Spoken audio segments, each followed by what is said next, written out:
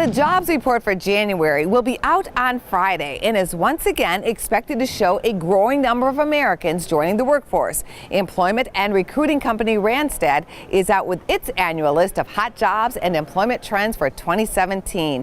Joining us now, Jim Link, Chief Human Resources Officer for Randstad North America.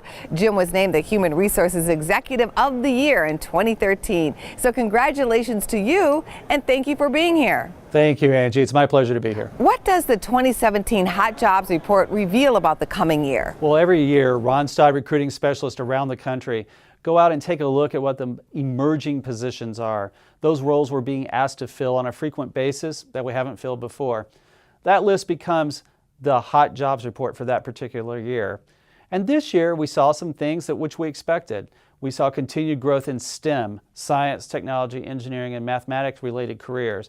But we also saw growth in more traditional roles, things like finance and accounting, healthcare, life sciences, and even human resources. What are some of the highlights from the report and workplace trends we'll likely see in 2017? Well, one of the most interesting things from this year's report really deals with how work is getting done.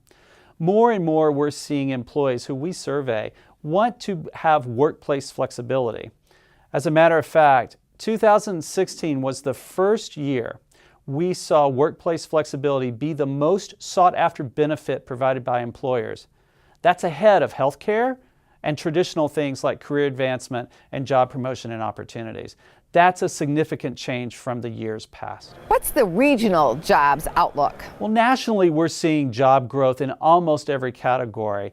But when you look at regions in particular, in the Southeast, that growth is really triggered around the things that are important for the economy to succeed. And those are things like industry support, things like growth in the economy, and others. In Chicago, where you're located, we continue to see construction and other matters related to professional development really be the place of growth and significant growth. Construction's important because construction begins the employment cycle, professional and business services is second, and then retail and others follow in thereafter, creating job growth in almost every category, and Chicago's on that list. What does the low employment rate mean for job seekers? Well, generally speaking, a low unemployment rate is good news for those looking for a job. That means many people are employed working in positions, and there are usually many positions that are available out there at employer sites to field that growth, to make that growth happen. So there's never been a better time to be out there looking. Any top tips for job hunters? Well, a couple of things pop into mind related to tips. The first and most important is to ensure that the resume which you produce to employers, you only give it to those employers for whom you really want to work, the organizations in which you really wish to be employed. And that resume has on it not just your jobs, but has the experiences and knowledge that you've gained, whether that be through a job or specifically through volunteer efforts and things like that in the community.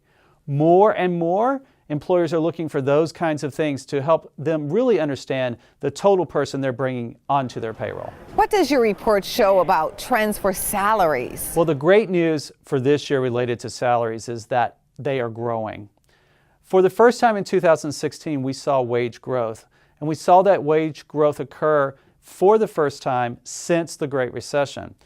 Every variable we look at, everything that we track and measure suggests that 2017 will be another year of that continued wage growth. Jim, thanks again for coming on our show. You're welcome. Thank you.